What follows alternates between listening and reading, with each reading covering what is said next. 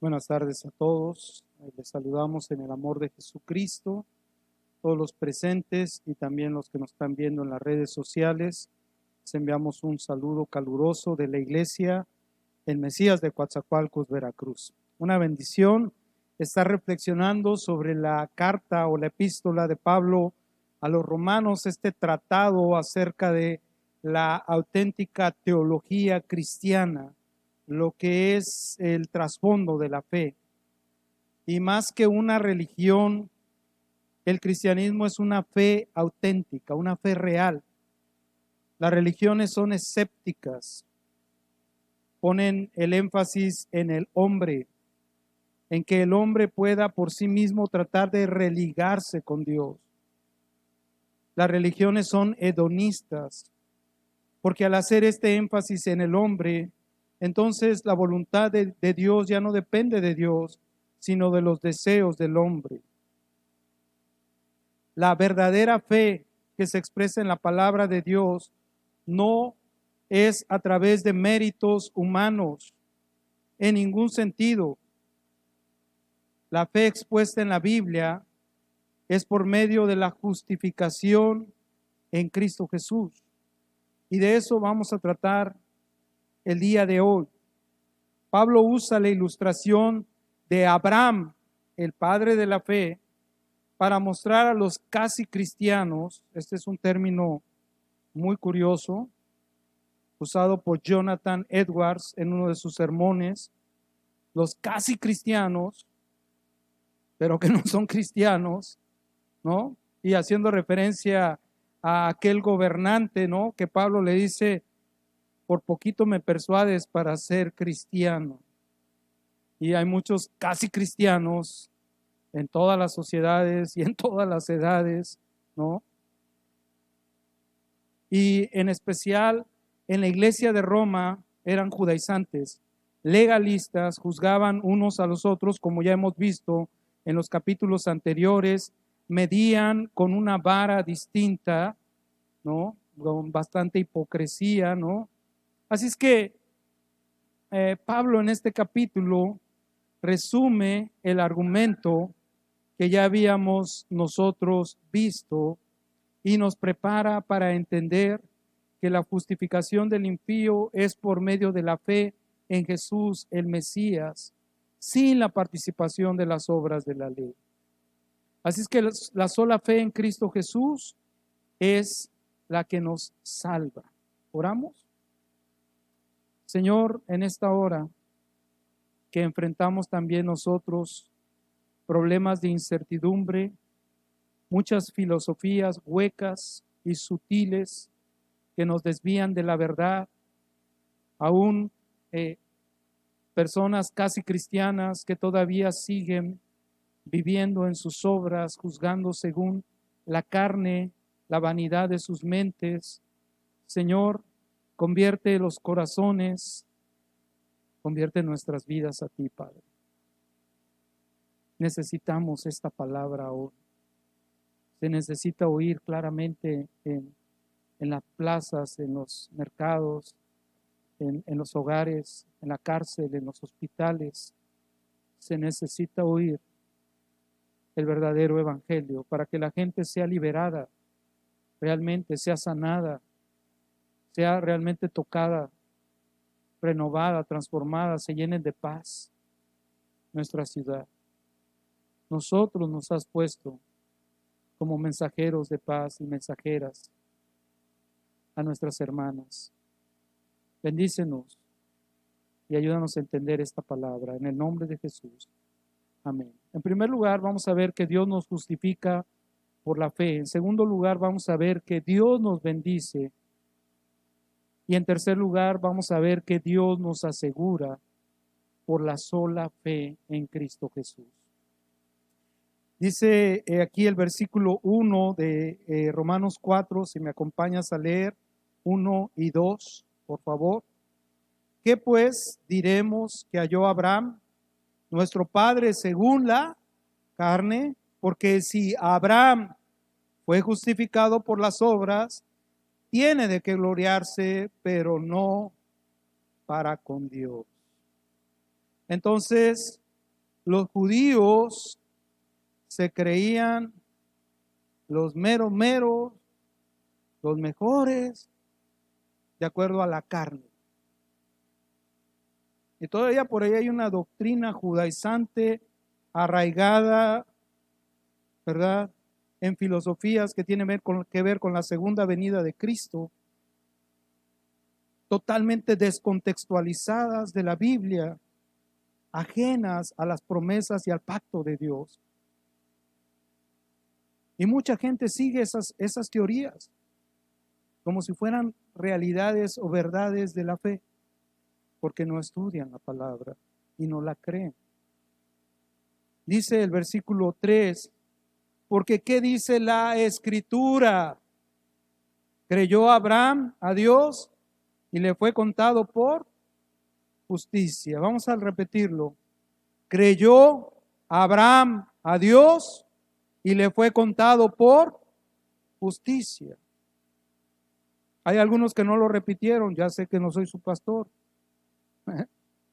pero lea la Biblia. Creyó Abraham a Dios y le fue contado por justicia.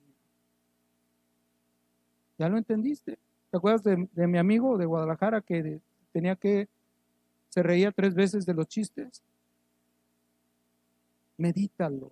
Creyó Abraham a Dios y le fue contado por justicia. Pregunto yo, ¿por las obras de la ley? ¿Cuál ley? Si no había ley. Porque él había sido circuncidado. ¿Cuál circuncisión? Si todavía nos enseñaba la circuncisión. No, la justificación es por la fe en Cristo Jesús. Y dice bien claro, porque es una diatriba.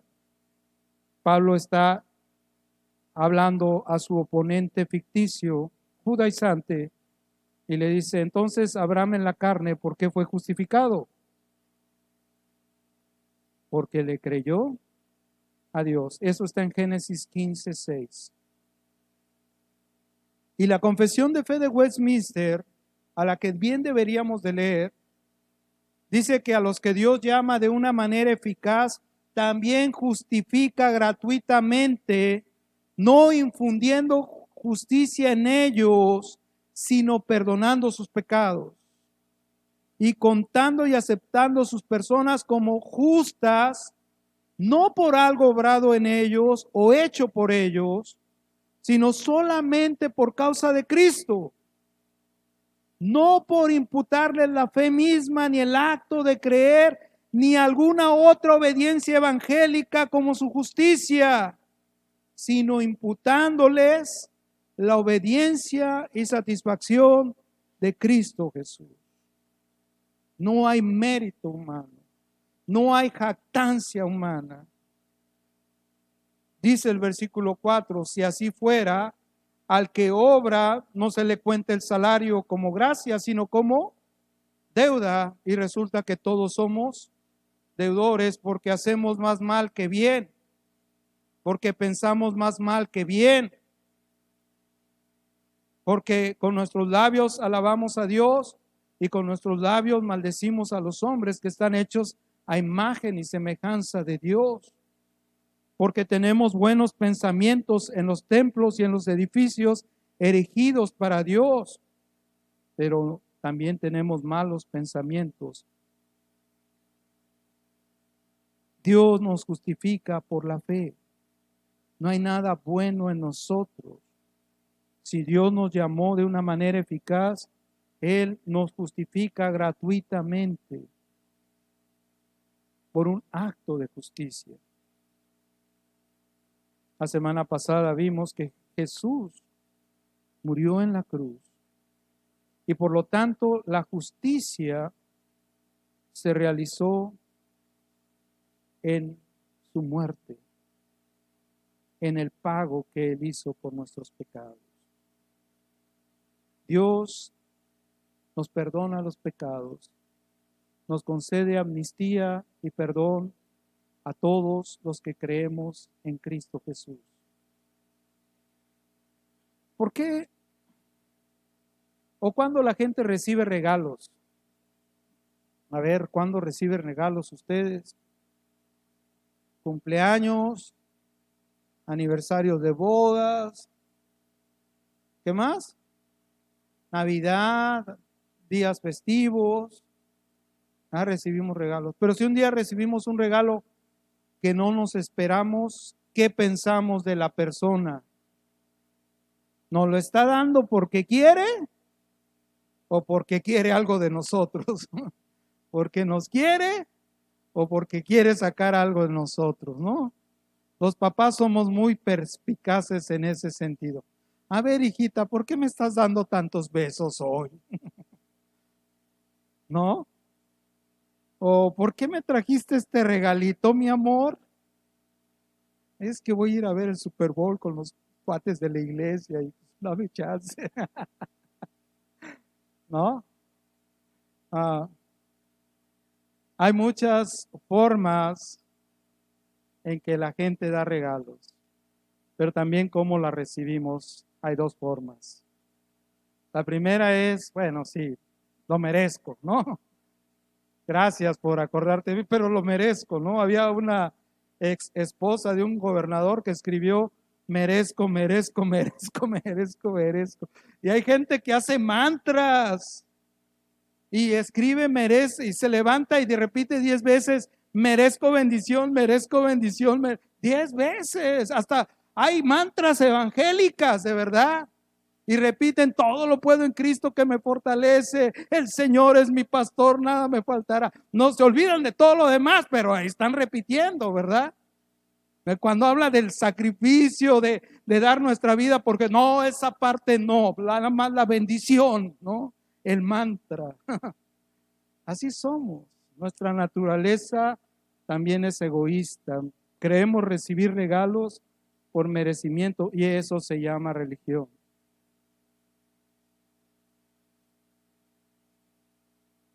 Pero cuando recibes un regalo que no, tú sabes que no mereces, al contrario, te portaste mal,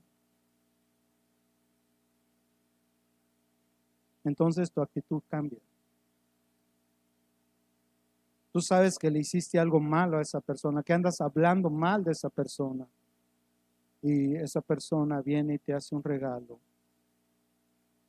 que te has alejado de esa persona, y esa persona viene y te hace un regalo. ¿Sabes qué pasa? Eso es el cristianismo.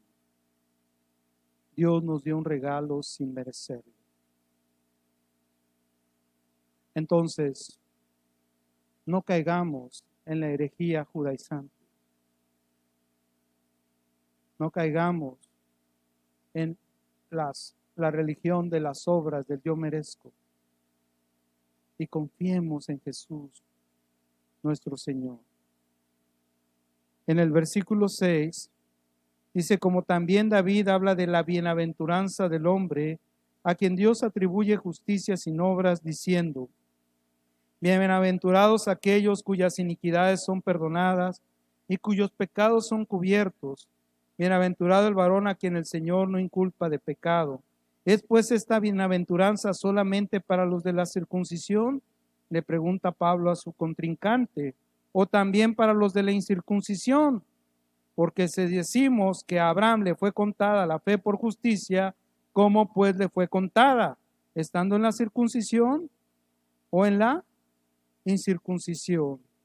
No en la circuncisión, sino siendo todavía incircunciso. Así es que las personas religiosas viven en la vanidad de su mente, jactándose de sus logros religiosos, llenos de todo tipo de orgullo. Pero la salvación es una bienaventuranza, según dice aquí Pablo, respecto a lo que escribió David en el Salmo 32. Y una bienaventuranza es una bendición, pero de tipo superlativa. Es decir, abarca muchas dimensiones de realización una bienaventuranza. Puede ser en tiempos en diferentes momentos, lugares, modos y formas. Esa es una bienaventuranza, una bendición que abarca muchas dimensiones o las dimensiones en las que vive la persona. Y no solamente esto, sino que dice que la bendición o la bienaventuranza no es solamente para los de la circuncisión, sino también para los de la incircuncisión, es decir, para personas de todas las naciones. Entonces, lo que está diciendo es, la sola fe no solamente nos justifica delante de Dios, la sola fe en Cristo, sino también nos bendice con toda bendición espiritual en Cristo Jesús, con todas las gracias que esto trae, con todos los regalos. David escribió esta declaración solemne para todos aquellos que han sentido como yo el peso de su pecado y han clamado al Señor. Dios dice, bienaventurado aquellos cuyas iniquidades son perdonadas. Pero si tú no has clamado al Señor y vives todavía en incertidumbre, tú no has clamado al Señor y no has experimentado este gozo superlativo en esta tarde, el Espíritu Santo está aquí para que tú te vuelvas de tus pecados al Dios vivo y verdadero. Abraham fue justificado antes de ser circuncidado, y ese es el argumento de Pablo. Versículo 11, recibió la circuncisión como señal, ya había sido justificado y la circuncisión solamente es una señal, como un sello de justicia de la fe que tuvo estando aún incircunciso, para que fuese padre de todos los creyentes no circuncidados, a fin de que también a ellos la fe les sea contada por justicia. Y padre de la circuncisión para los que no solamente son de la circuncisión, sino que también siguen las pisadas de la fe que tuvo nuestro padre Abraham antes de ser circuncidado. Dice, porque no por la ley fue dada a Abraham o a su descendencia la promesa de que sería heredero del mundo, sino por la justicia de la fe. Y aquí el segundo argumento, Dios nos bendice no por un acto exterior como es la circuncisión, ni tampoco, como ellos decían, porque nosotros tenemos la ley. Y Pablo refuta a su contrincante. ¿Abraham fue justificado por la ley? No, porque no existía. La ley no había sido dada, la ley fue dada a Moisés, un descendiente de Abraham. Entonces tu argumento es una falacia. Y tu incertidumbre, lo único que refleja es que no tienes paz en el corazón. Y tu desprecio hacia las cosas de Dios, hacia la iglesia de Cristo y hacia sus siervos, no hace más que anunciar la condenación en la que vives, porque tú te justificas a ti mismo por medio de la ley y la circuncisión. Y Abraham fue llamado justo por la fe. El justo por la fe vivirá. Entonces, Dios nos da esta bendición en Abraham, y todos nosotros somos hijos de Abraham, porque él fue justificado por la fe antes que la ley fuese dada. Y por lo tanto dice, porque si los que son de la ley son los herederos, vana entonces resulta la fe y anulada la promesa, y Dios no dice mentiras. Pues la ley produce, ¿qué produce la ley? Ira, dice el versículo 15, por donde no hay ley, tampoco hay transgresión. Todos somos pecadores. Adán pecó y no existía la ley como tal. Es decir, les decía en la mañana, somos latinos. Dice un letrero ahí, no se siente en esta banca, está recién pintada. Hasta viendo el letrero, somos latinos y vamos y nos sentamos. O vamos y ponemos la mano para ver si es cierto. Nos levantamos con unas rayas, ¿no?, en la espalda. Pero hay quien llegue y se siente, perdón, y no vea el letrero. Por eso no pecó. Por eso no pecó. Sí pecó. Porque la ley existe antes de que fuese escrita. Gracias. ¿Sí me entiende? El pecado existe desde Adán. La ley solamente nos hace ver nuestro propio pecado, nuestra maldad, pero no resuelve el problema del pecado. Y este es el argumento de Pablo. Si ni la circuncisión ni la ley, entonces somos justificados por la fe en Cristo sin las obras de la ley.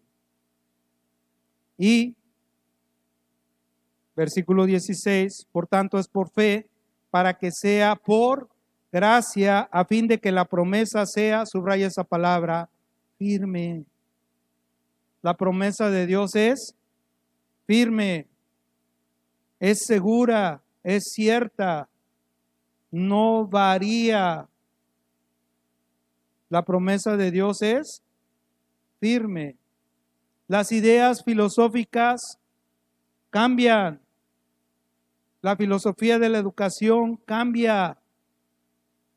La forma de criar a nuestros hijos cambia, ¿no es verdad? Querramos o no, cambia. La tecnología nos lleva y nos forza a cambiar. El comercio ya no es hoy como era hace unos años. Y entre más te tardes en adaptar, no importa, el que te vas a quedar atrás eres tú en las ventas, porque el mundo sigue cambiando. Pero Dios mantiene su promesa firme, segura, cierta. La palabra de Dios no cambia. Nos cambia a nosotros. Si hay una persona que nos puede enseñar a confiar en Dios es Abraham. Y entonces Pablo le dice a su supuesto oponente, debemos de confiar como Abraham. Los de la circuncisión y los de la incircuncisión, los que recibieron la ley y los que no tienen la ley.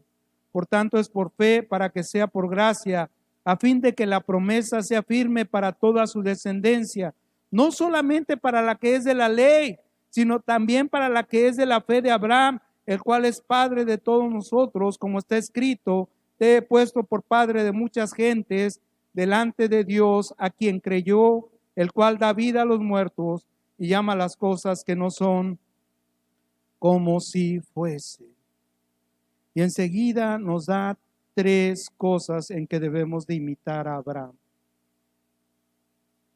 No vayan a empezar como estaba hablando yo del merezco y merezco, y de repente algunas predicaciones evangelizoides.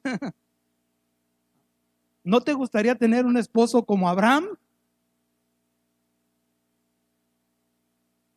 ¿No te gustaría tener una esposa como Sara, que llamaba a Abraham Señor? No, Abraham es uno. Sara fue una. ¿Sí me entiendes? Esto no enseña la Biblia. La Biblia nos enseña a vivir según el ejemplo de ellos. Pero no que te busques una persona que sea exactamente igual a Abraham, porque Abraham era un hombre. ¿Qué tenía de virtud Abraham? Versículo 18, me encanta, porque dice, él creyó en esperanza contra esperanza. Es una frase muy muy, muy contundente, porque la esperanza se supone es lo que perdemos al último, ¿no es verdad? Pero Abraham no perdió la esperanza a pesar de que muchas veces parecía lo más lógico dejar la esperanza en Dios, en el Dios vivo y verdadero. No sé cómo están las cosas en tu casa, en tu matrimonio, en tu vida, en tu trabajo, en tu escuela.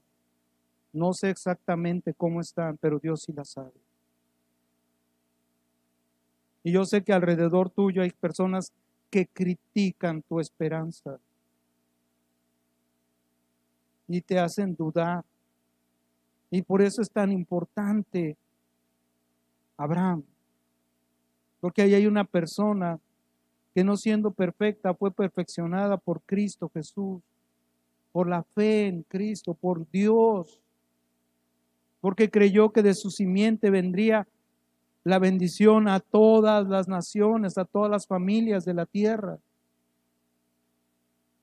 Y pudo ofrecer a su propio hijo en esperanza contra esperanza. Bueno, por fin de todo, ¿te acuerdas cuando Abraham estaba dudando? Le dice a Dios, Dios, ¿cuándo me vas a dar un hijo? Porque este Eliezer me va a heredar.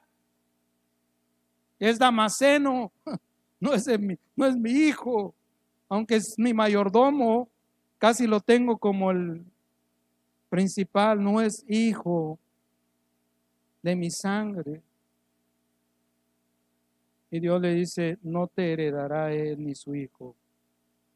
Y luego le nace Ismael, y entonces Ismael, tampoco él. Yo voy a bendecir a Ismael. Yo te digo que tú vas a tener un hijo. Y nació su hijo. Dios le dijo, dame tu hijo, tu unigénito.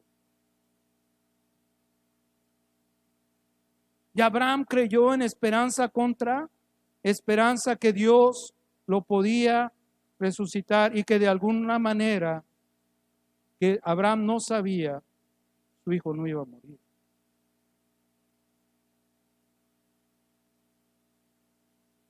Cuando va subiendo, le pregunta a Isaac a Abraham, oye Señor, oye papá, ya tenemos todo, las piedras, la leña, tenemos todo listo, los cuchillos para el sacrificio y el cordero.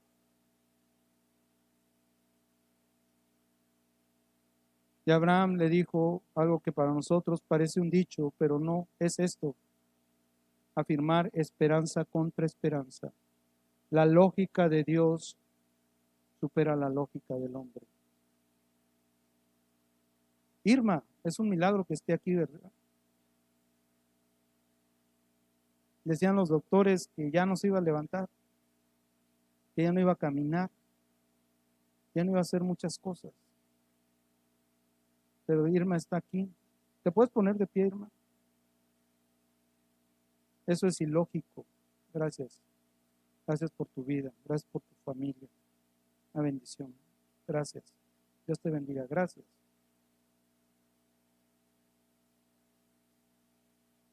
Lo que ella no sabe es que mi hijo David, que es muy chismoso, fue al internet y me dijo, papá, esa enfermedad es muy, nadie se recupera.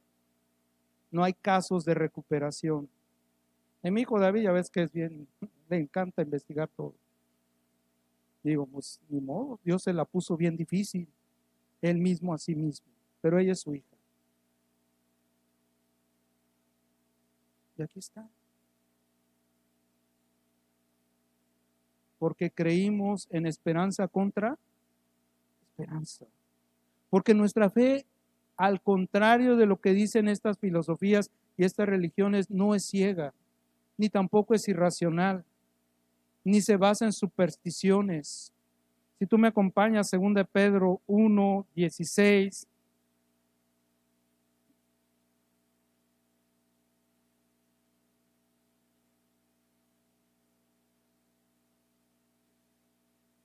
Cuando no experimentas el poder de Dios, pues tú piensas que todo esto es religioso y supersticioso y estás ahí divagando en tu mente.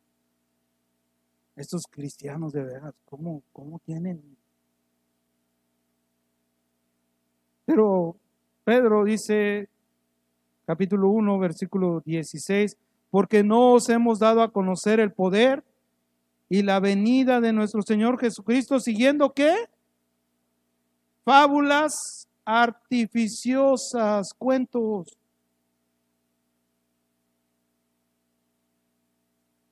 Sino como habiendo visto con nuestros propios ojos su majestad. Nuestra fe no es ciega. Es lo más lógico y lo más racional de este mundo. Versículo, regresando a Romanos 4, ahora sí ya te interesó cómo era la fe de Abraham. Versículo 19, y no se debilitó en la fe al considerar su cuerpo, que estaba ya como muerto, casi siendo ya de casi 100 años, o la esterilidad de la madre de la matriz, de Sara. No se debilitó en la fe. Algunas personas andan débiles. Andan débiles. Y Abraham no se debilitó en la fe, a pesar de que era totalmente ilógico, irracional. Pero sabes, hay un pueblo que es descendiente de Abraham. Y existe hasta nuestros días. Y ahí está, como prueba de la fidelidad y la seguridad y la base firme de nuestra fe. Dios nos asegura. Y en tercer lugar, hay algo que Abraham, wow, yo lo leo, digo, este hombre, ¿de dónde salió? ¿Qué le pasó? Tampoco dudó, versículo 20, por incredulidad. Es decir, la corriente del mundo, y recuerdas tú dónde vivía Abraham con los amorreos, con los jebuseos, con el fereceo y con todos los feos, ¿no? Ahí de la colonia, ¿no? Con los filisteos, con los amonitas, con los moabitas, con Sodoma y Gomorra, o sea, finísimas personas, Jericó, ¿no? Y todas estos lugares de incredulidad. Pero tú sí te quejas, tú sí puedes debilitarte en la fe, tú sí puedes dudar. Pero Abraham vivía en medio de todas estas personas y yo me imagino que se reían de Abraham y se burlaban de la fe. Dicen, ¿cómo crees que no? ¿Cómo crees que el Mesías va a crecer muchísimo más de lo que ha crecido siempre? Claro que sí. Hay que tener fe en Dios. Dios no nos llamó para ser cobardes. La fe es la convicción de las cosas que van a suceder. Y el sustento de la fe es Cristo Jesús. Es el ancla de nuestra esperanza. Cada vez que nos rebelamos contra Dios, que depositamos nuestra confianza en nosotros mismos. Abraham creyó, estaba casi muerto, tuvo un hijo y de ese salieron como las estrellas de los cielos, como la arena del mar. ¿Cuántos hombres y mujeres hay aquí que quieran imitar esta fe? Que tiene tres características: creer contra toda esperanza, no debilitarse en la fe y no dudar a pesar de que vivimos en un ambiente de incredulidad.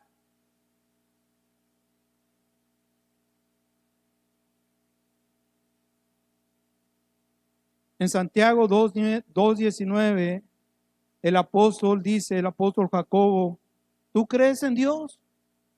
¿Cuántos creen en Dios? Levanten su mano los que creen en Dios. Gloria a Dios. ¿Tú crees en Dios? Bien haces. Oye, te tengo una noticia. Los demonios también creen en Dios y tiemblan. Una cosa es creer en Dios, lo cual es más lógico. Hasta los demonios lo creen. O sea, los agnósticos y los ateos, yo no sé dónde se van a ir a esconder. Porque viven en la incertidumbre de este mundo, en la incredulidad, ¿no? Dice, los demonios también creen. El problema de los demonios es que no le creen a Dios. Y la segunda pregunta es básica. ¿Y le crees a Dios a pesar de que vas contra toda esperanza?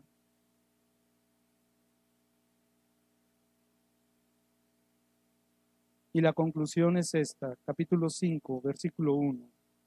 Justificados pues por la fe tenemos paz. Tenemos paz. Tenemos paz con Dios por medio de nuestro Señor Jesucristo, por quien tenemos entrada por la fe a esta gracia en la cual estamos, otra vez, ¿ves?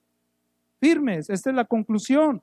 La promesa es firme, nosotros estamos firmes y nos gloriamos en la esperanza de la gloria de Dios.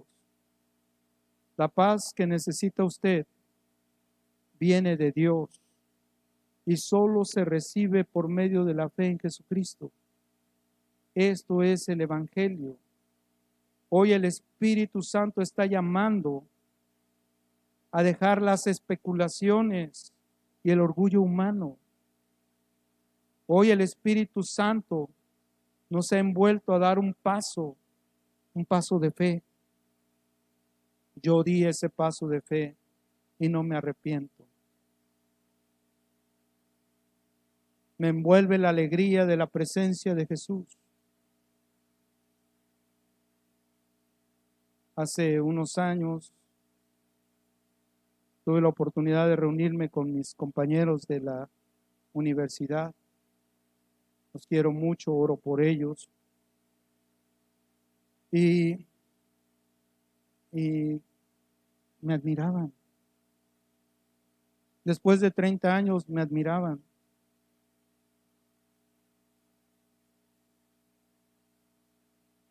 Algunos de ellos supieron lo que sucedió con mi exmujer. Y algunos de ellos dijeron, Oscar, era para que te hubieras dado a la bebida, te hubieras hecho marihuano, no sé, hubieras andado por el mundo. Pero yo soy humildemente el peor de todos. Pero estoy en la fila de la lista de los que tienen fe. Porque sí era para caerme, pero Dios me ayudó. Y me ayudó a levantar a mis hijos.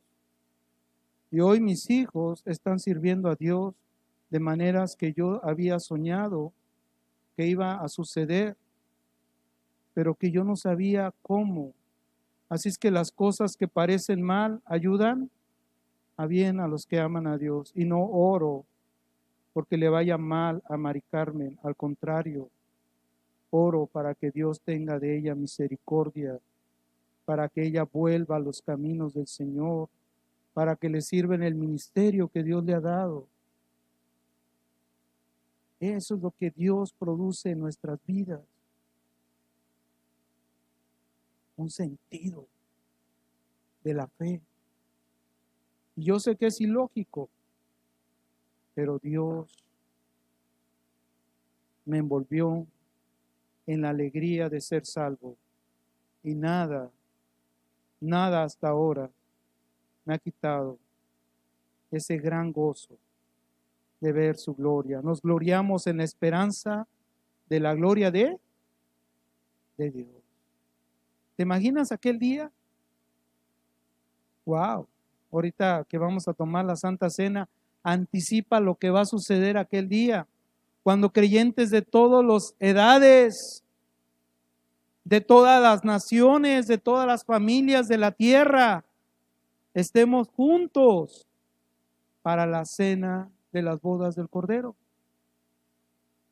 Y se nos concedan vestiduras de lino fino, resplandecientes, teñidas con la sangre del precioso Jesús, de quien yo no merezco ni siquiera estar en esa mesa.